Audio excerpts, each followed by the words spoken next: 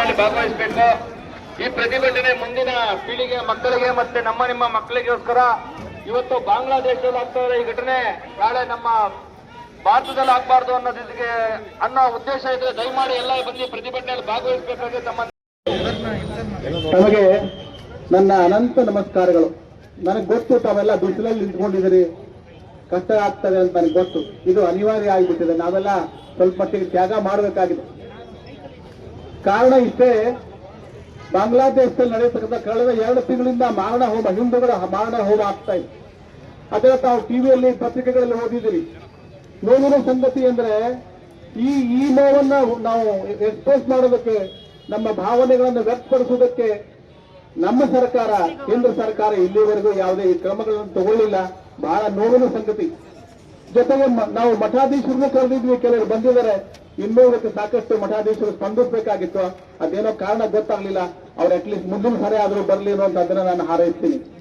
ಬಂಧುಗಳೇ, ತಮಗೆಲ್ಲ ಗೊತ್ತಿರೋ ಹಾಗೆ ನಾವೆಲ್ಲ ಹಿಂದೂಗಳು, ತಾವೆಲ್ಲ ನೆರೆದಿದ್ದೀರಿ. ನಾನು ತಮಗೆ ಪ್ರಪ್ರಥಮವಾಗಿ ಏನು ಈ ವರ್ತಕ ಬಂಧುಗಳು ತಮ್ಮ ಒಂದು ದಿನನಿತ್ಯ ವ್ಯವಹಾರವನ್ನು ಬಂದ್ ಮಾಡಿ, ಅಂಗಡಿಗಳನ್ನು ಬಂದ್ ಮಾಡಿ ನಮ್ಮ ಜೊತೆಗೆ ಸಹಕಾರ ಕೊಟ್ಟಿದ್ದಾರೆ. ಅವರೆಲ್ಲರಿಗೂ ನಾನು ಧನ್ಯವಾದ ಹೇಳ್ತೀನಿ. ಜೊತೆಗೆ ಇಲ್ಲೇನು ಮಹಿಳೆಯರು ಇದ್ದಾರೆ, ಅಕ್ಕ ತಂಗಿದ್ದಾರೆ, ಅವರು ಪಾಪ ಈ ಬಿಸಿಲಲ್ಲಿ ಬಂದಿದ್ದಾರೆ, ಅವ್ರಿಗೂ ಧನ್ಯವಾದ ಹೇಳ್ತೀನಿ. ತಮ್ಮೆಲ್ಲ ಈಗ 25 ವರ್ಷದಿಂದ ನಮ್ಮ ಆದಿಚುಂಚನಗಿರಿ ಮಹಾಸ್ವಾಮೀಜಿಯವರು ಬಾಲಗಂಗಾಧರ ನಾಥ ಸ್ವಾಮಿಗಳು ಒಂದು ಮಾತು ಹೇಳಿದ್ರು.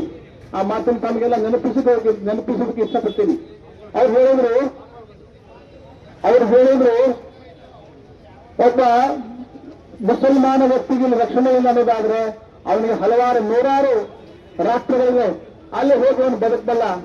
ಒಬ್ಬ ಕ್ರಿಶ್ಚಿಯನ್ಗೆ ಅಲ್ಲಿ ರಕ್ಷಣೆ ಇಲ್ಲ ಅನ್ನೋದಾದ್ರೆ ನೂರಾರು ಕ್ರಿಶ್ಚಿಯನ್ ರಾಷ್ಟ್ರಗಳಿವೆ, ಅವ ಅಲ್ಲಿ ಹೋಗಿ ಬದುಕಬಲ್ಲ. ಆದ್ರೆ ಒಬ್ಬ ಹಿಂದೂಗೇನೋ ಅನ್ಯಾಯ ಆದ್ರಲ್ಲ, ರಕ್ಷಣೆ ಇಲ್ಲ ಅನ್ನೋದಾದ್ರೆ ಅವನಿಗೆ ಸಮುದ್ರ ಮಾತುಕತೆ ಅನ್ನುವಂಥದ್ದು ಬೇರೆ ಯಾವ ರಾಷ್ಟ್ರವೂ ನಮಗಿಲ್ಲ. ನಾವೆಲ್ಲ ಸಮುದ್ರ ಪಾಲಾಗಬೇಕಾಗುತ್ತೆ ಅನ್ನುವಂಥ ಮಾತನ್ನ ಪೂಜ್ಯ ಬಾಲಗಂಗಾಧರ ಸ್ವಾಮೀಜಿಯವರು ಈ ಮಾತನ್ನು ಹೇಳಿದ್ರು. ಸೊ ಹಾಗಾಗಿ ಬಂಧುಗಳೇ, ನಾವೆಲ್ಲ ಒಂದಾಗೋದು ಅನಿವಾರ್ಯ ಆಗಿದೆ. ಯಾಕೆ ಅಂತ ಹೇಳಿದ್ರೆ ಬೇರೆ ಎಲ್ಲಾ ಧರ್ಮದವರು ಸಂದರ್ಭಾನುಸಾರ ಬಂದು ಎಲ್ಲ ಒಂದಾಗ್ತಾರೆ. ನಮ್ಗೆ ಒಂದಾಗುವಂತ ಮನೋಭಾವನೆ ಇನ್ನೂ ಬಂದಿಲ್ಲ. ನಾನು ಅಧಿಕಾರ ಇದ್ದೀನಿ, ನಂದೇನೋ ಉದ್ಯೋಗ ಇದೆ, ಮತ್ತೊಂದಿದೆ ಅನ್ನುವಂಥದ್ದನ್ನ ನಾವು ಅದನ್ನ ಬಿಟ್ಟು, ಅದೆಲ್ಲ ಮನುಷ್ಯರು ಬಿಟ್ಟು ಹೊರಗೆ ಬರಬೇಕಾಗಿದೆ. ಇನ್ನೊಂದು ಮಾತನ್ನ ಈ ಸಂದರ್ಭದಲ್ಲಿ ನಾನು ಹೇಳೋಕೆ ಇಷ್ಟಪಡ್ತೀನಿ. 1990 ಇಸ್ವಿನಲ್ಲಿ ಪ್ರಥಮವಾಗಿ ಕಾಶ್ಮೀರದಲ್ಲಿ ಭಯೋತ್ಪಾದನೆ ಶುರುವಾಗಿತ್ತು. ಭಯೋತ್ಪಾದನೆ ಶುರುವಾದಾಗ ಅಲ್ಲಿ ಇರ್ತಕ್ಕಂಥ ನಮ್ಮ ಹಿಂದೂ ಕಾರ್ಯಕರ್ತರಲ್ಲಿ ಹೋದ್ರು, ನಮ್ಗೆ ನಿಮಗೆ ಬೆಲೆ ಕೊಡಿ, ನಾವು ನಿಮ್ಗೆ ರಕ್ಷಣೆ ಕೊಡ್ತೀವಿ ಅಂತ ಹೇಳಿ ಹೋದ್ರು. ಆವಾಗ ಅಲ್ಲಿರ್ತಕ್ಕಂಥ ಕಾಶ್ಮೀರಿ ಪಂಡಿತರು ಹೇಳಿದ್ರು, ನಮಗೇನ್ ಟೈಮ್ ಇಲ್ಲ, ನಮ್ಗೆ ಅವಶ್ಯಕತೆ ಇಲ್ಲ, ನಮಗೆ ನಮ್ಮ ಸೇಬು ಹಣ್ಣಿನ ತೋಟಗಳನ್ನು ನೋಡ್ಕೋಬೇಕು, ನಾನು ನೋಡ್ಕೋತೀನಿ, ಬರಬೇಕಾಗಿಲ್ಲ, ಹೋಗಿ ಅಂತ ಹೇಳಿದ್ರು. ಮುಂದೆ ಕೇವಲ 3 ವರ್ಷದಲ್ಲಿ 1993ರಲ್ಲಿ ಸಾಕಷ್ಟು ಭಯೋತ್ಪಾದನೆ ಹೆಚ್ಚಾಗಿ ಸುಮಾರು 3 ಲಕ್ಷ ಕುಟುಂಬಗಳು, ಬಾಂಗ್ಲಾದೇಶದ 3 ಲಕ್ಷ ಕುಟುಂಬಗಳು ನಮ್ಮ ದಿಲ್ಲಿ ನಿರಾಶ್ರಿತ ಕ್ಯಾಂಪದಲ್ಲಿ ಇವತ್ತಿನ ಹಿಂದೂಗಳು ನಿರಾಶ್ರಿತ ಕ್ಯಾಂಪ್ನಲ್ಲಿ ಆ ಕಾಶ್ಮೀರ ಪಂಡಿತರು ವಾಪಸ್ ಇವತ್ತಿಗೂ ಹೋಗಬೇಕಾಗಿಲ್ಲ. ಬಂಧುಗಳೇ, ಅವ್ರಿಗಾಗಲಿಂತ ಪರಿಸ್ಥಿತಿ ನಮಗೂ ಬರಬಹುದು. ನಾವು ಸಂಘಟನೆ ಆಗ್ಲಿಲ್ಲ ಅಂತಂದ್ರೆ ನಮ್ಗೆ ಯಾರಿಗೂ ಒಳಗಾಲಿಲ್ಲ. ನಾನು ಅಧಿಕಾರ ಇದ್ದೀನಿ, ದೊಡ್ಡಂಶ ಇದ್ದೀನಿ, ಸಾಹುಕಾರ ಇದ್ದೀನಿ, ನಮ್ಮ ಜಮೀನ್ದಾರಿ, ಇವೆಲ್ಲ ನೀವೆಲ್ಲ ಇದ್ದೇ ಇರ್ತದೆ, ದೇಶ ಇದ್ರೂ ಇರ್ತದೆ.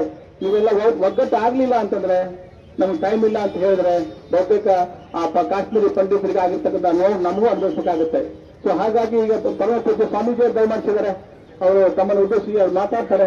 ಎಲ್ಲರೂ ಕೂಡ ಮೆರವಣಿಗೆಯಲ್ಲಿ ಬಂದು ತಮ್ಮ ಸಹಕಾರವನ್ನ ಪ್ರೋತ್ಸಾಹವನ್ನು ಕೊಟ್ಟು ಈ ತಕ್ಷಣದಿಂದಲೇ ಅಲ್ಲಿರ್ತಕ್ಕಂಥ ಅಲ್ಪಸಂಖ್ಯಾತ ಹಿಂದೂಗಳನ್ನ ರಕ್ಷಣೆ ಮಾಡ್ತಕ್ಕಂಥ ಕೆಲಸವನ್ನ ಅಲ್ಲೇ ಸರ್ಕಾರನೂ ಕೂಡ ಮಾಡಬೇಕು. ಅದಕ್ಕೆ ನಮ್ಮೆಲ್ಲರ ಸಹಕಾರ ಇದೆ ಅಂತ ನಾವಾರು ಕೂಡ ಒಂದು ಮಾತನ್ನು ಹೇಳ್ತಾ ಅಂತ ಒಂದು ಹೋರಾಟವನ್ನ ತಾವೆಲ್ಲರೂ ಮಾಡ್ತಾ ಇದ್ದೇವೆ. ಈಗ ತಾನೇ 5 ಹೋರಾಟಗಳ ಬಗ್ಗೆ ಕೈ ಎತ್ತಿ ಹೇಳಿಸಿದ್ರು, ನೀವೆಲ್ಲ ಬರಬೇಕು, ನೀವೆಲ್ಲ ರಕ್ಷಣೆ ಕೊಡಬೇಕು ಅಂತ ಹೇಳಿ. ಇಲ್ಲಿ ಸೇರಿರ್ತಕ್ಕಂಥ ಜನ ನೋಡಿದರೆ ನಮಗೆ ಬಹಳ ಅಯ್ಯೋ ಅನಿಸುತ್ತಿದೆ.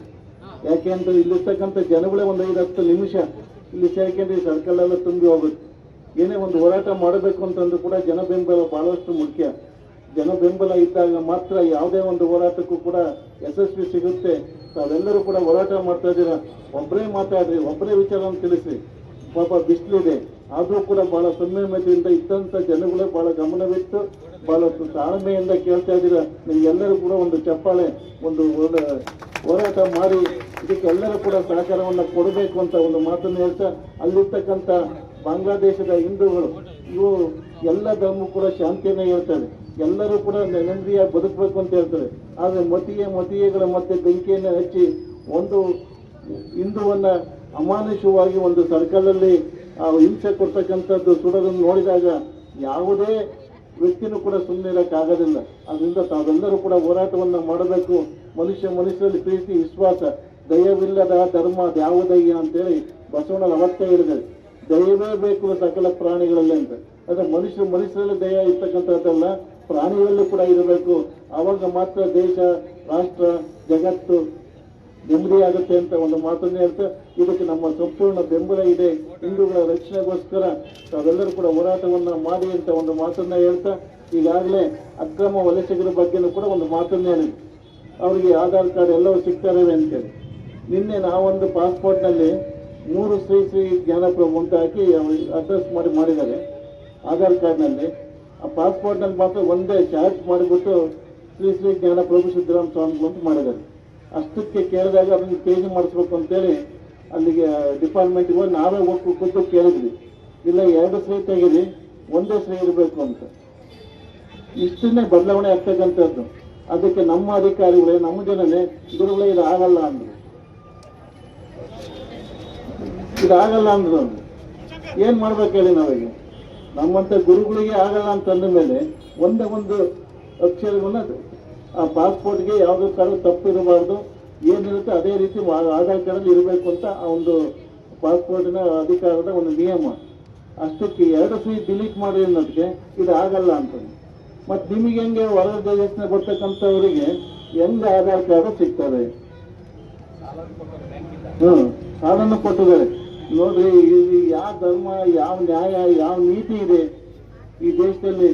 ನಾವು ಕೂಡ ಯಾವುದೋ ಒಂದು ದೇಶಕ್ಕೆ ಹಿಂಗೆ ಹೋಗ್ಬಿಟ್ಟು ವಲಸೆ ಹೋದ್ರು ಬಹಳ ಚೆನ್ನಾಗಿರುತ್ತೆ ಅಂತ ನಾವಾದ್ರೂ ಕೂಡ ಯೋಚನೆ ಮಾಡಬೇಕಾಗುತ್ತೆ. ಆದ್ರೆ ನಮಗೆ ಆ ಧೈರ್ಯ ಇಲ್ಲ. ನಮ್ಮ ದೇಶದಲ್ಲಿ ಬದುಕಂತ ಧೈರ್ಯನೂ ಕೂಡ ನಮಗೆ ಬಹಳ ಕಷ್ಟ. ಈ ರೀತಿ ಹೋದ್ರೆ ಮುಂದೊಂದು ದಿನ ಬಹಳಷ್ಟು ತೊಂದರೆಗಳನ್ನ, ಆಪತ್ತುಗಳನ್ನ ನಾವೆಲ್ಲ ಹೋಗ್ಬಿಡ್ತೀವಿ.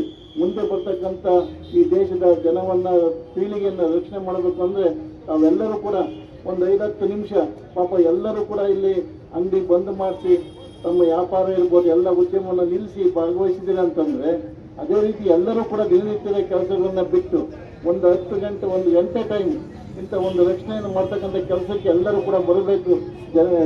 ಜನನಿ ಮೊದಲು ಗುರು, ಅದು ಜನನಿ ಮತ್ತು ದೇಶ ಎರಡೂ ಕೂಡ ಜನ್ಮಭೂಮಿ, ಎರಡೂ ಕೂಡ ಒಂದನೇ. ಜನ್ಮಭೂಮಿಯನ್ನು ರಕ್ಷಣೆ ಮಾಡಬೇಕು. ಆ ಹಿನ್ನೆಲೆ ಒಳಗೆ ತಾವೆಲ್ಲರೂ ಕೂಡ ಹೋರಾಟವನ್ನು ಮಾಡಿ ಅಂತ ಹೇಳ್ತಾ, ಇನ್ನು ಇದೇ ಮಾತುಗಳನ್ನ ಹೇಳ್ತಾ ಹೋದ್ರೆ ಅವ್ರ ಮಾತು ನಾವು ಮತ್ತೆ ರಿಪೀಟ್ ಮಾಡ್ತೀವಿ, ಇವ್ರ ಮಾತು ಮತ್ತೆ ರಿಪೀಟ್ ಮಾಡೋದ್ರಿಂದ ಬಿಸಿಲಲ್ಲಿ ನಿಂತಿರ್ತಕ್ಕಂಥ ನಿಮ್ಮ ಆತ್ಮೀಯ ಬಂಧುಗಳೇ, ವೇದಿಕೆ ಮೇಲೆ ಆಸೀನರಾಗಿರ್ತಕ್ಕಂತಹ, ಉಪಸ್ಥಿತಿ ಇರ್ತಕ್ಕಂತಹ ಸನ್ಮಾನ್ಯ ಪರಮ ಪೂಜ್ಯನರ ಪಾದಗಳಿಗೆ ಪಡಮುಟ್ಟು, ವೇದಿಕೆ ಮೇಲೆ ಇರ್ತಕ್ಕಂಥ ನನ್ನೆಲ್ಲ ಹಿರಿಯರು, ನನಗೆಂತ ಎಲ್ಲ ಹಿರಿಯರಿದ್ದಾರೆ, ಅವರೆಲ್ಲರಿಗೂ ಕೂಡ ನನ್ನ ಧನ್ಯವಾದಗಳನ್ನು ಅರ್ಪಣೆ ಮಾಡ್ತಾ, ಈ ಕಾರ್ಯಕ್ರಮಕ್ಕೆ ಆಗಮಿಸಿರ್ತಕ್ಕಂಥ ಎಲ್ಲ ಮಾತೆಯರು, ವಿಶೇಷವಾಗಿ ನಮಗೆ ಸ್ಫೂರ್ತಿದಾಯಕ ಮಾತೆಯರು, ಆ ಮಾತೆಯರು ಕೂಡ ನಮ್ಮ ಜೊತೆಗೆ ಹೆಜ್ಜೆ ಹಾಕಿ ಈ ಒಂದು ಪ್ರತಿಭಟನೆ 1971ರಲ್ಲಿ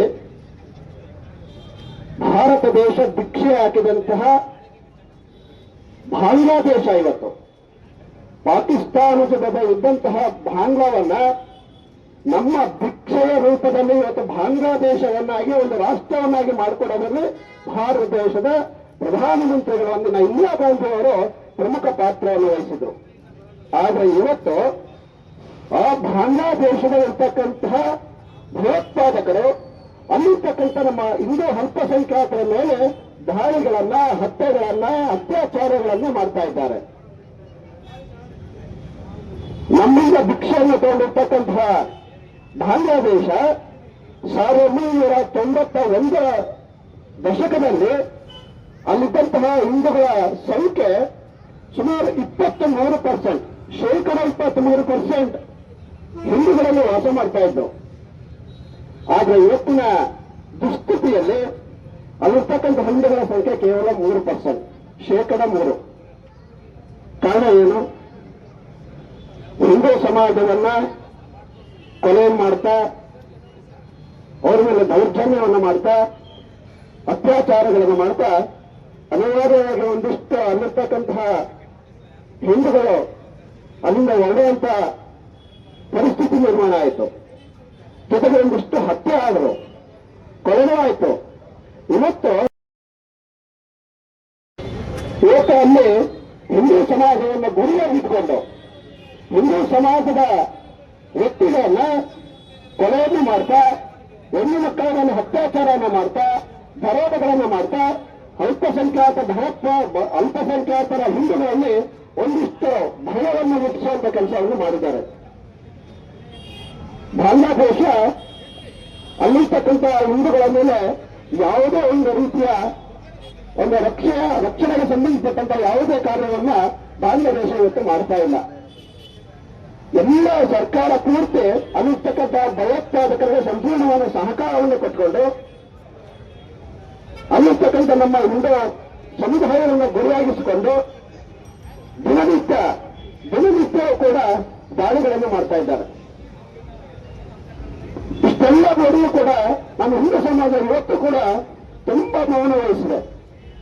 ನಾವಿವತ್ತು ಮೆರವಣಿಗೆಯಲ್ಲಿ ನೋಡಿದ್ವಿ, ಎಲ್ಲ ಅಕ್ಕಪಕ್ಕದಲ್ಲಿ ನಿಂತು ನೋಡ್ತಾ ಇದ್ದಾರೆ. ದೊಂಬರಾಟ ನೋಡ್ತಾರಲ್ಲ, ಆ ರೀತಿ ದೊಂಬರಾಟ ಮಾಡೋ ರೀತಿಯಲ್ಲಿ ನೋಡ್ತಾ ಇದ್ದಾರೆ. ಬಂಧುಗಳ ನಾವು ಮಾಡ್ತಿರ್ತಕ್ಕಂತಹ ಪ್ರತಿಭಟನೆ ಯಾವುದೋ ಒಂದು ಸಂಘ ಸಮುದಾಯಕ್ಕೆ ಸಂಬಂಧಪಟ್ಟಂತಹ ಮೆರವಣಿಗೆ ಅಲ್ಲ, ಪ್ರತಿಭಟನೆ ಅಲ್ಲ. ಇದು ಹಿಂದೂ ಸಮಾಜ ಅಸ್ಮಿತೆಗಾಗಿ ಹೋರಾಟ ಮಾಡ್ತಿರ್ತಕ್ಕಂಥದ್ದು, ಹಿಂದೂ ಸಮಾಜದ ಉಳಿವಿಗಾಗಿ ಹೋರಾಟವನ್ನು ಮಾಡ್ತಿರ್ತಕ್ಕಂಥದ್ದು, ಅಲ್ಲಿರ್ತಕ್ಕಂಥ ಹಿಂದೂಗಳ ಬಂಧುಗಳ ರಕ್ಷಣೆಗೋಸ್ಕರ ಹೋರಾಟ ಮಾಡ್ತಕ್ಕಂಥದ್ದು. ಆದ್ರೆ ಬಾಂಗ್ಲಾದೇಶದಲ್ಲಿರ್ತಕ್ಕಂತಹ ಪರಿಸ್ಥಿತಿ ಭಾರತಕ್ಕೆ ಬರಬಾರದಂಥದ್ದು ಏನು ಇಲ್ಲ ಬಂದಿದೆ. ನಾವು ಇವತ್ತು ಜಾಗೃತಿ ಆಗದೇನೆ ಹೋದ್ರೆ ಮುಂದಿನ ದಿನಗಳಲ್ಲಿ ಬಾಂಗ್ಲಾದೇಶದಲ್ಲಿರ್ತಕ್ಕಂಥ ಅಲ್ಪಸಂಖ್ಯಾತ ಹಿಂದೂಗಳ ಮೇಲೆ ನಡೆಸಿರ್ತಕ್ಕಂತಹ ದೌರ್ಜನ್ಯಗಳು, ಕೊಲೆಗಳು, ಅತ್ಯಾಚಾರಗಳು ಮುಂದೆ ಈ ದೇಶದಲ್ಲಿ ಕೂಡ ಈ ನಡೆಯುವಂತ ಎಲ್ಲ ಮುನ್ಸೂಚನೆಗಳನ್ನು ಕೊಡ್ತಾ ಇದ್ದಾರೆ. ಬಂಧುಗಳೇ, ನಮ್ಗೆ ಇರ್ತಕ್ಕಂಥದ್ದು ಭಾರತ ಒಂದೇ, ಹಿಂದೂಗಳಿಗೆ ಇರ್ತಕ್ಕಂಥದ್ದು ಭಾರತ ಒಂದೇ. ನಾವು ಇಲ್ಲಿಂದ ಮುಂದೆ ಹೋಗ್ಲಿಕ್ಕೆ ಎಲ್ಲೂ ಸಾಧ್ಯ ಇಲ್ಲ. ಆಗ ಮುಸಲ್ಮಾನರಿಗೆ 100 ರಾಷ್ಟ್ರಗಳಿದ್ದಾವೆ, ಕ್ರಿಶ್ಚಿಯನ್ರಿಗೆ 100 ರಾಷ್ಟ್ರಗಳಿದ್ದಾವೆ. ಈ ದೇಶವನ್ನು ಇನ್ನೊಂದು ದೇಶದಲ್ಲಿ ಹೋಗಿ ಬದುಕುವಂತ ಕೆಲಸವನ್ನು ಮಾಡಬಹುದು. ಆದರೆ ಹಿಂದೂಗಳಿಗೆ ಇರ್ತಕ್ಕಂಥದ್ದು ಒಂದೇ, ಅದು ಭಾರತ. ಹಾಗಾಗಿ ಭಾರತ ಸರ್ಕಾರ ಅತಿ ಶೀಘ್ರವಾಗಿ ಎಚ್ಚೆತ್ತುಕೊಂಡು ಈ ಮುಖಾಂತರ ಸನ್ಮಾನ್ಯ ಪ್ರಧಾನಮಂತ್ರಿ ಅವರಿಗೆ ಆಗ್ರಹವನ್ನು ಮಾಡ್ತಾ ಇದ್ದೇವೆ. ಅತಿ ಹೆಚ್ಚಿನ ರೀತಿಯಲ್ಲಿ ಆದಷ್ಟು ಬೇಗ ಅಲ್ಲಿರ್ತಕ್ಕಂತಹ ಬಾಂಗ್ಲಾದೇಶದಲ್ಲಿರ್ತಕ್ಕಂಥ ನಮ್ಮ ಅಲ್ಪಸಂಖ್ಯಾತ ಹಿಂದೂಗಳ ರಕ್ಷಣೆಯನ್ನು ಮಾಡೋದಕ್ಕೆ ಮುಂದಾಗಬೇಕು. ಅಕಸ್ಮಾತ್ ಇನ್ನೂ ಒಂದು ಹೆಚ್ಚು ಮುಂದೆ ಹೋಗಿ ಅಲ್ಲಿರ್ತಕ್ಕಂಥ ನಮ್ಮ ಎಲ್ಲ ಹಿಂದೂಗಳನ್ನ, ಅಲ್ಪಸಂಖ್ಯಾತ ಹಿಂದೂಗಳನ್ನ ಭಾರತಕ್ಕೆ ಕರೆಸಿಕೊಳ್ಳಬೇಕು. ಜೊತೆಗೆ ಇಲ್ಲಿ ಏನು ಅಕ್ರಮವಾಗಿ ಬಂದು ನೆಲೆಸಿರ್ತಕ್ಕಂತಹ ಬಾಂಗ್ಲಾದೇಶದಲ್ಲಿದ್ದಾರೆ, ಪಾಕಿಸ್ತಾನದಲ್ಲಿದ್ದಾರೆ, ಅವರೆಲ್ಲರನ್ನೂ ಕೂಡ ಹುಡುಕಿ ಒತ್ತುವರಿಗಳೇ ಹಾಕಬೇಕಾಗಿದೆ. ಬಂಧುಗಳೇ, ನಿನ್ನೆ ಇದೊಂದು 3 ದಿನದಲ್ಲಿ ಒಂದು ಪುನತ್ಕೆರೆಯಲ್ಲಿ ಅವರು ಒಂದು ಕಾರ್ಯಾಚರಣೆಯನ್ನು ಮಾಡಿದ್ದಾರೆ. ಒಂದು ಮನೆಗೆ ಹೋಗಿ ಅವರು ಸಂಪೂರ್ಣ ವಿವರಣೆ ತಗೊಂಡಿದ್ದಾರೆ. ಆ ಮನೆಯಲ್ಲಿ 15 ಜನ ಇದ್ದಾರೆ. ಆ 15 ಜನರು ಒಬ್ಬರು ಮಾತಾಡ್ತಾ ಇರೋದು ಹೇಳ್ತಾರೆ, ನಾವು ಬಾಂಗ್ಲಾದೇಶದಿಂದ ಬಂದಿದ್ದೀವಿ. 15 ಜನ ಒಂದು ಕುಟುಂಬದಲ್ಲಿ ಬಾಂಗ್ಲಾದೇಶದಿಂದ ಬಂದಿದ್ದೀವಿ. ಅವನು ಆಧಾರ್ ಕಾರ್ಡ್ಗಳನ್ನು ಮಾಡಿದ್ದಾನೆ. ಒಂದು ಹೆಸರಿಗೆ 2 ಆಧಾರ್ ಕಾರ್ಡ್ಗಳನ್ನ ಕೊಟ್ಟಿದ್ದಾನೆ. ಆಗ ವ್ಯಕ್ತಿ ಹೇಳ್ತಾರೆ, ಒಂದು ಆಧಾರ್ ಕಾರ್ಡ್ ಮಾಡಕ್ಕೆ 1500 ರೂಪಾಯಿ ಕೊಟ್ಟರೆ ಮಾಡ್ಕೊಡ್ತಾರೆ ನನಗೆ ಅಂತ. ಸೊ ಈ ರೀತಿಯ ಕಾನೂನು ವ್ಯವಸ್ಥೆಗಳು ಎಷ್ಟು ಮಟ್ಟಿಗೆ ಹದಗೆಟ್ಟಾಗಿದೆ ನಮ್ಮಲ್ಲಿ ಅನ್ನೋದೇ ಇದೊಂದು ಸಣ್ಣ ಉದಾಹರಣೆ. ನಮ್ಮ ದೇಶದಲ್ಲಿ ಬಂದು ನಮ್ಮ ವಿರುದ್ಧ ಷಡ್ಯಂತ್ರವನ್ನು ಮಾಡ್ತಾ ನಮ್ಮ ವಿರುದ್ಧ ಈ ದೇಶದ ಹಿತವಾಗಿರಲಿಲ್ಲ ಅಂತ ಪರಿಸ್ಥಿತಿ ನಿರ್ಮಾಣ ಆಗಿದೆ. ಅವ್ರಿಗಿರ್ತಕ್ಕಂಥದ್ದು ಅವನಲ್ಲಿರ್ತಕ್ಕಂತಹ ಯಾವುದು ಪಾಸ್ಪೋರ್ಟ್ ಸೈಜ್ ಇದೆ, ಪಾಸ್ಪೋರ್ಟ್ ಇದೆ, ಅವನಿರ್ತಕ್ಕಂಥ ID ಕಾರ್ಡ್ಗಳಿವೆ, ಗುರುತಿನ ಚೀಟಿಗಳಿವೆ, ಎಲ್ಲ ಪಾಕಿಸ್ತಾನ ಬಾಂಗ್ಲಾದೇಶದ ಅಡ್ರೆಸ್ ಇರ್ತಕ್ಕಂಥದ್ದು.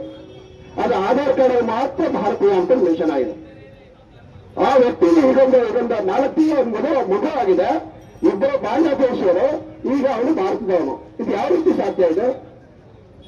ಅದಕ್ಕೋಸ್ಕರ ಈಗೇನು ನಡೀತಿರ್ತಕ್ಕಂತಹ ಈ ಒಂದು ಕ್ಷುಲ್ಲಕ ಘಟನೆಗಳೇನಿದೆ, ದಯಮಾಡಿ ಸರ್ಕಾರಗಳು, ರಾಜ್ಯ ಸರ್ಕಾರಗಳು ಮತ್ತು ಕೇಂದ್ರ ಸರ್ಕಾರ ಎಚ್ಚೆತ್ತುಕೊಂಡು ಅಕ್ರಮವಾಗಿ ಯಾರು ಬಂದು ನೆಲೆಸಿರ್ತಕ್ಕಂತಹ ಬಾಂಗ್ಲಾದೇಶದಲ್ಲಿರ್ಬೋದು, ಪಾಕಿಸ್ತಾನದಲ್ಲಿರ್ಬೋದು, ಅರಸೀಕೆರೆಯಲ್ಲಿ ಇರಬಹುದು ಬಂಧುಗಳ ಎಚ್ಚೆತ್ತುಕೋಬೇಕಾಗಿದೆ. ಅರಸೀಕೆರೆ ನಗರವನ್ನು ಕೂಡ ಬಾಂಗ್ಲಾದೇಶವರು ಇಲ್ಲ ಅಂತ ಅನ್ನೋ ಹಾಗಿಲ್ಲ, ಖಂಡಿತ ಇದ್ದಾರೆ. ಅದನ್ನ ಸರ್ಕಾರ ಎಚ್ಚೆತ್ತುಕೊಂಡು, ಪೊಲೀಸ್ ಇಲಾಖೆ ಇರ್ಬೋದು, ಸರ್ಕಾರ ಇವರು ಎಚ್ಚೆತ್ತುಕೊಂಡು ಅವರನ್ನು ಹುಡುಕಿ ಹೊರಗಾಕಂತ ಕೆಲಸವನ್ನು ಮಾಡಬೇಕಾಗಿದೆ. ಬಂಧುಗಳೇ, ಅವರು ಮುಂದೆ ಮುಂದೆ ಹೋದ್ರೆ ರಾಜಕಾರಣಿಗಳಿಗೆ ಒಂದು ಸಣ್ಣ ಕಿವಿ ಮಾತು ಹಾಕ್ಬಿಡ್ತೀನಿ. ನಾಳೆ ರಾಜಕಾರಣಿಗಳಾಗಿರ್ತಕ್ಕಂಥ ನಿಮ್ಮ ಯಾವ ಪಕ್ಷಗಳು ಉಳಿಯೋದಿಲ್ಲ. ಯಾವ ಬಿಜೆಪಿ ಇರ್ಬೋದು, ಕಾಂಗ್ರೆಸ್ ಇರ್ಬೋದು, ಜೆಡಿಎಸ್ ಇರ್ಬೋದು, ಇದ್ಯಾವ ಪಕ್ಷಗಳು ಇರ್ಬೋದು, ಯಾವ ಪಕ್ಷಗಳು ಉಳಿಯಲ್ಲ. ಅವರು ಅಲ್ಪಸಂಖ್ಯಾತರು ಬಹುಸಂಖ್ಯಾತರಾದ್ರೆ ಯಾವ ಪಕ್ಷಗಳು ಉಳಿಯಲ್ಲ. ಅವ್ರದೇ ಆಗಿರ್ತಕ್ಕಂಥ ಕಾನೂನನ್ನು ತರ್ತಾರೆ, ಅವ್ರದೇ ಆಗಿರ್ತಕ್ಕಂತಹ ಕಾನೂನು ಕಟ್ಟಳೆಯನ್ನು ತರ್ತಾರೆ. ಅವರ ಕಾನೂನು ಅಡಿಯಲ್ಲಿ ನಾವು ಬದುಕಬೇಕಾಗುತ್ತೆ. ನಮ್ಮ ಬಾಬಾ ಸಾಹೇಬ್ ಅಂಬೇಡ್ಕರ್ ಕೊಟ್ಟಂತಹ ಸಂವಿಧಾನ ಅವತ್ತು ಸಂವಿಧಾನ ಇರೋದಿಲ್ಲ. ಬಾಬಾ ಸಾಹೇಬ್ ಅಂಬೇಡ್ಕರ್ ಕೊಟ್ಟಿರ್ತಕ್ಕಂಥ ಸಂವಿಧಾನ ಇರೋದಿಲ್ಲ. ಅವ್ರದೇ ಆಗಿರ್ತಕ್ಕಂಥ ಕಾನೂನುಗಳಿದ್ದಾವೆ. ಸೊ ಆ ಕಾನೂನುಗಳನ್ನು ನಮ್ಮ ಮೇಲೆ ಹೇಳ್ತಾ ಇದ್ದಾರೆ. ಸೊ ಹಾಗಾಗಿ ಈ ಮುಖಾಂತರ ಸನ್ಮಾನ್ಯ ಪ್ರಧಾನಮಂತ್ರಿಯವರಿಗಿರ್ಬೋದು, ನಮ್ಮ ಭಾರತದ ಎಲ್ಲ ರಾಜ್ಯದ ಮುಖ್ಯಮಂತ್ರಿಗಳಿರ್ಬೋದು, ಕರ್ನಾಟಕ ರಾಜ್ಯದ ಸನ್ಮಾನ ಮುಖ್ಯಮಂತ್ರಿ ಸಿದ್ದರಾಮಯ್ಯ ಅವರಿರ್ಬೋದು, ಈ ಮುಖಾಂತರ ಆಗ್ರಹವನ್ನು ಮಾಡ್ತಾ ಇದ್ದೇವೆ. ದಯಮಾಡಿ ಇಲ್ಲಿರ್ತಕ್ಕಂಥ ಬಾಂಗ್ಲಾದೇಶಿಯರಿರ್ಬೋದು, ಪಾಕಿಸ್ತಾನದವರಿರ್ಬೋದು, ಎಲ್ಲರಿಗೂ ಕೂಡ ಹುಡುಕಿ ಅವ್ರನ್ನು ಹೊರ ಹಾಕುವಂತ ಕೆಲಸವನ್ನ ಮಾಡಬೇಕಾಗತ್ತೆ. ಇಲ್ಲಾಂದ್ರೆ ಮುಂದಿನ ದಿನಗಳಲ್ಲಿ ಹಿಂದೂ ಸಮಾಜ ಇವತ್ತು ತಾಳ್ಮೆಯಿಂದ ಇಲ್ಲ ಅಷ್ಟೇ. ಮುಂದಿನ ದಿನಗಳಲ್ಲಿ ಹಿಂದೂ ಸಮಾಜ ಯಾವ ರೀತಿ ಪ್ರತಿಕ್ರಿಯೆ ಕೊಡಬೇಕು ಅದಕ್ಕೆ ಕೊಡುತ್ತೆ. ಸೊ ಹಾಗಾಗಿ ದಯಮಾಡಿ ಈ ತಕ್ಷಣ ಬಾಂಗ್ಲಾದೇಶದಲ್ಲಿ ಆಗ್ತಿರ್ತಕ್ಕಂತಹ ಹಿಂದೂಗಳ ಮೇಲೆ ಆಗ್ತಿರ್ತಕ್ಕಂತಹ ಹತ್ಯೆ, ಕೊಲೆ, ಸುಲಿಗೆಗಳು ತಕ್ಷಣ ನಿಲ್ಲುವಂತ ನಿಟ್ಟಿನಲ್ಲಿ ರಾಜತಾಂತ್ರಿಕವಾಗಿ ಪ್ರಧಾನಮಂತ್ರಿಯವರು ಯಾವ ಕಾರ್ಯವನ್ನು ತೆಗೆದುಕೊಳ್ಳಬೇಕು, ಯಾವ ಕ್ರಮವನ್ನು ತೆಗೆದುಕೋಬೇಕು ಅಂತ ಹೇಳಿ ಪ್ರಧಾನಮಂತ್ರಿಯವರು ಬಂದಿದೆ. ಪ್ರಧಾನಮಂತ್ರಿಯವರು ಈ ಕ್ರಮವನ್ನು ತೆಗೆದುಕೊಳ್ಳಬೇಕು. ಇಲ್ಲಿರ್ತಕ್ಕಂಥ ಎಲ್ಲ ಬಾಂಗ್ಲಾದೇಶಿಗಳನ್ನು, ಪಾಕಿಸ್ತಾನದವರನ್ನ ದೇಶದಿಂದ ಹೊರ ಹಾಕಬೇಕು ಅಂತ ಹೇಳ್ತಾ ಆಗ್ರಹವನ್ನು ಪಡಿಸ್ತಾ ಈ ಒಂದು ನಾಲ್ಕು ಮಾತಾಡಕ್ಕೆ ಅವಕಾಶ. ಈ ವಾರದಲ್ಲಿ ಇವತ್ತೊಬ್ಬನ ಹತ್ಯೆ ಮಾಡಿದ್ರು, ಸಂಜೆ ಒಬ್ಬನ ಹತ್ಯೆ ಮಾಡಿದಂತ ಪ್ರತಿನಿತ್ಯ ನಾವು ಮಾಧ್ಯಮಗಳಲ್ಲಿ ನೋಡ್ತಾ ಇದ್ದೀವಿ.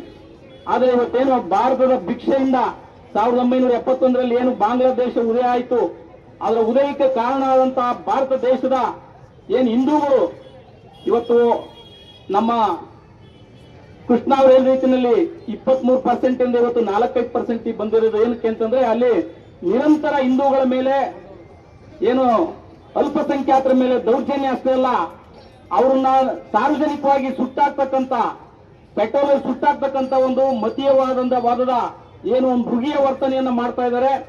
ಇಂಥ ಬಾಂಗ್ಲಾದೇಶಿಕರು ಇವತ್ತು ನಮ್ಮ ದೇಶದ ಎಲ್ಲ ಜಾಗದಲ್ಲಿ ಇವತ್ತು ಕಾಫಿ ತೋಟದಲ್ಲಿರ್ಬೋದು, ಇಟ್ಟಿಗೆ ಫ್ಯಾಕ್ಟರಿಗಳಲ್ಲಿರ್ಬೋದು, ಇವತ್ತು ಹಾಲಿನ ಡೈರಿಗಳಲ್ಲಿರ್ಬೋದು, ಎಲ್ಲ ಕಡೆ ಇವತ್ತು ಸಣ್ಣ ಪುಟ್ಟ ಕೆಲಸ ಕಾರ್ಯಗಳಲ್ಲೂ ಸಹ ಇವತ್ತು ಬಂದು ಬೆಂಗಳೂರಿಗೆ ಒಂದು ಮಾಹಿತಿ ಪ್ರಕಾರ ಒಂದೊಂದು ಕ್ಷೇತ್ರದಲ್ಲಿ ಸುಮಾರು 5-6 ಸಾವಿರ ವೋಟರ್ಸ್ ಇದ್ದಾರೆ ಅಂತೇಳಿ ಅದೆಲ್ಲ ತನಿಖೆಯಿಂದ ಹೊರಬಿದ್ದಿದೆ.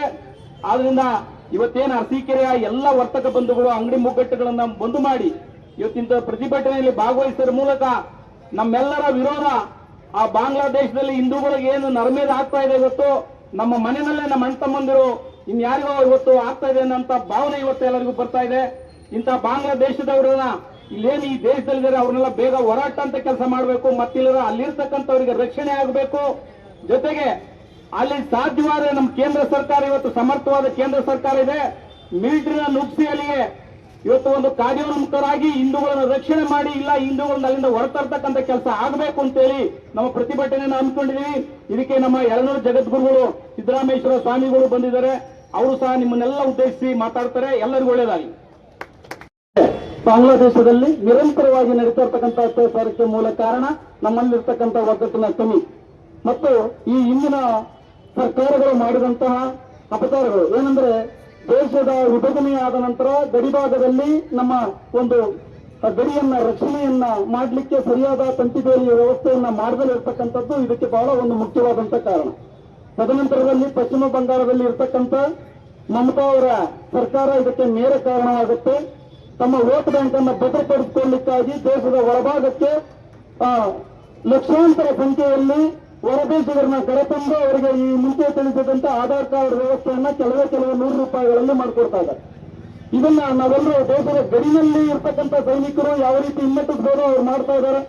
ಹೊಸದಾಗಿ ಬಂದಿರತಕ್ಕಂಥ ನರೇಂದ್ರ ಮೋದಿ ಅವರ ಸರ್ಕಾರ ಬಹಳ ಪ್ರಬಲವಾಗಿ ಎಲ್ಲಾ ಗಡಿಭಾಗಗಳನ್ನ ಬಹಳ ತಂತಿಬೇಲಿಯನ್ನ ಬಹಳ ಅಚ್ಚುಕಟ್ಟಾಗಿ ಭದ್ರತೆಯಿಂದ ಕೂಡಿ ನಿಲ್ತಕ್ಕಂಥ ಕೆಲಸ ಆಗ್ತಾ ಇದ್ರೆ ಒಳಭಾಗದಲ್ಲಿ ನಾವು ಯಾವ ರೀತಿಯಾಗಿ ಗಡಿಯನ್ನು ರಚನೆ ಮಾಡಬಹುದು ಅನ್ನೋದಾದ್ರೆ ಕೇಂದ್ರ ಸರ್ಕಾರ ಇತ್ತೀಚೆಗೆ ಜಾರಿ ತಂದಿರತಕ್ಕಂಥ FIR ಸ್ಪೆಷಲ್ ಇನ್ಸೆಂಟಿವ್ ರಿವಿಷನ್ ಅನ್ನ ನಾವೆಲ್ಲರೂ ಆ ಒಂದು ಕಾರ್ಯದಲ್ಲಿ ಭಾಗಿಯಾಗಬೇಕು. ಮತ್ತೆ ತಮ್ಮ ತಮ್ಮ ಗ್ರಾಮಗಳ ಅಕ್ಕಪಕ್ಕದಲ್ಲಿ ಹೊಸದಾಗಿ ಬಂದಿರತಕ್ಕಂಥ ಏನು ಶೆಡ್ ಹಾಕೊಂಡು ಟೆಂಟ್ ಹಾಕೊಂಡು ಇದ್ದಾರೆ ಅತಿ ಕಮ್ಮಿ ದರದಲ್ಲಿ ದಿನನಿತ್ಯದ ದಿನಗೂಲಿ ಕೆಲಸಕ್ಕೆ ಬರ್ತಾ ಇದ್ದಾರೆ. ನಾವು ಅವರಿಗೆ ಆರ್ಥಿಕವಾಗಿ ಅವರನ್ನ ಮಟ್ಟ ಹಾಕ್ಬೇಕು, ಅವ್ರನ್ನ ಹಿಂದೋಗಿಸ್ಬೇಕು ಅಂತಂದ್ರೆ ನಮ್ಮ ಸ್ಥಳೀಕರಿಗೆ ಕೆಲಸ ಕೊಡೋದ್ರ ಮೂಲಕ ಅವರನ್ನ ಹಿಮ್ಮೆಟ್ಟಿಸಬಹುದು.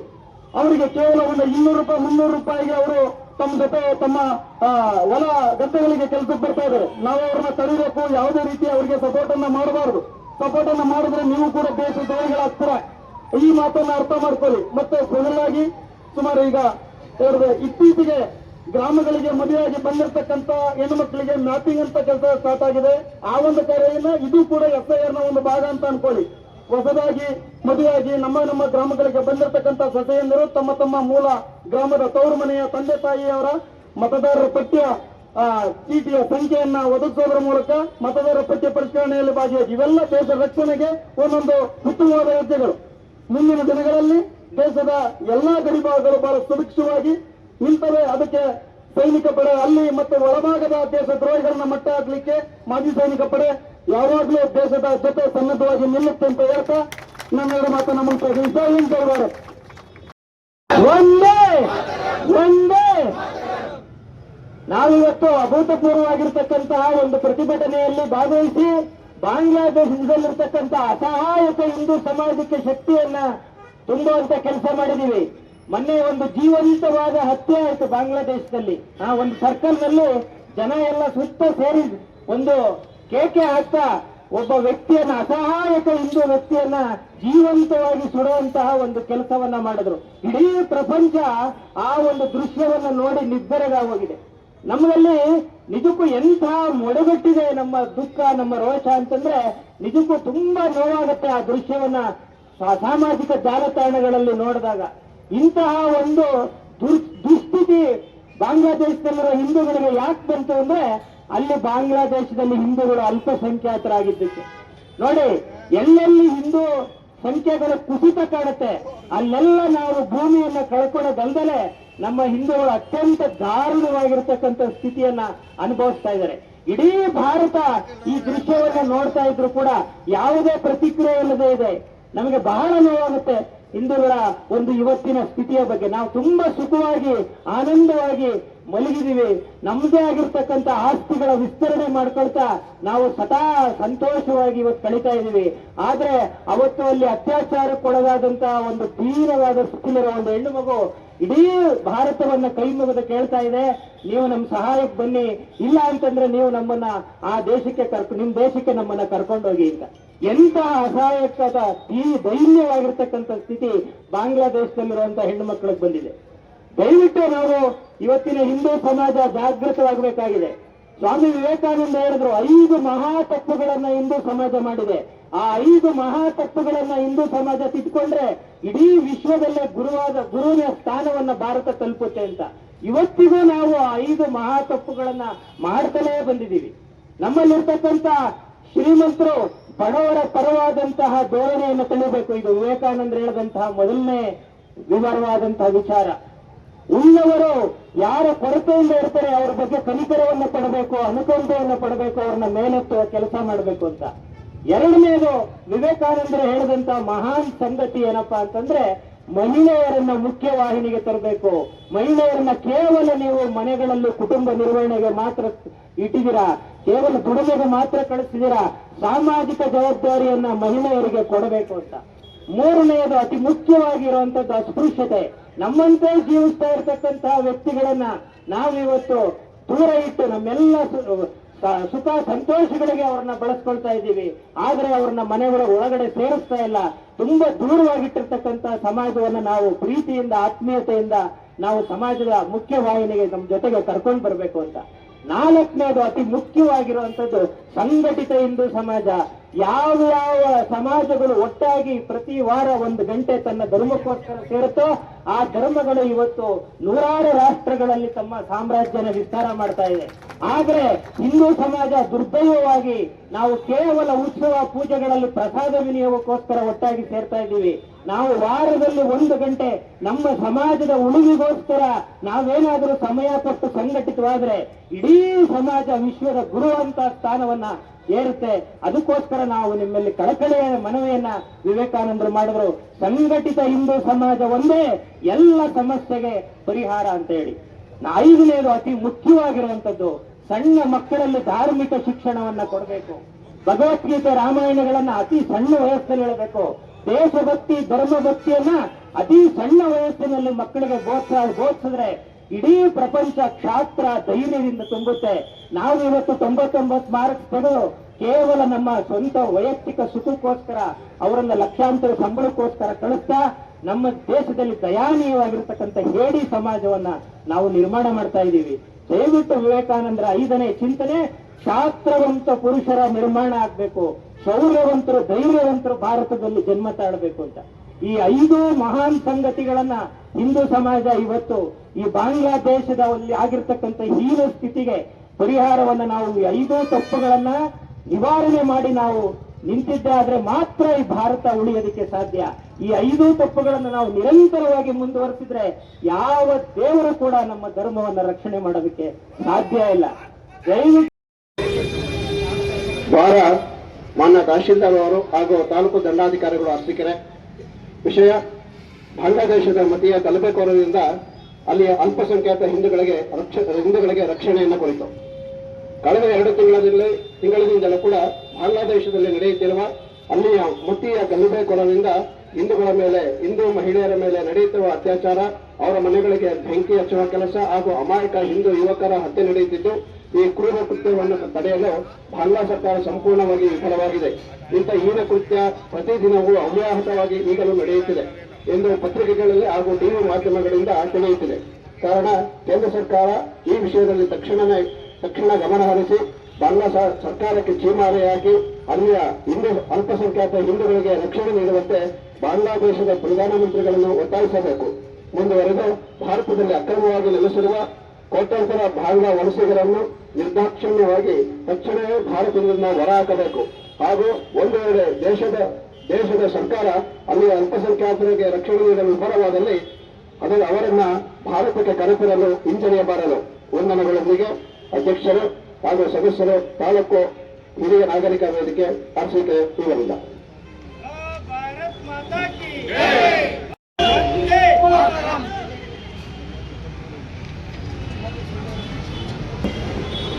बोलो भारत माता की वंदे वंदे वंदे ರಕ್ಷಿಸಿ ರಕ್ಷಿಸಿ.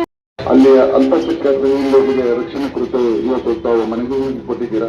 ಈ ಮನವಿನ ಮಾನ್ಯ ಜಿಲ್ಲಾಧಿಕಾರಿಗಳ ಮುಖಾಂತರ ನನ್ನ ಸರ್ಕಾರದ ಮಟ್ಟಕ್ಕೆ ಈ ದಿವಸ ಕಳಿಸ್ಕೊಳ್ಳೋದನ್ನು ವ್ಯವಸ್ಥೆ ಮಾಡ್ತೀನಿ. ಎಲ್ಲರಿಗೂ ಧನ್ಯವಾದ.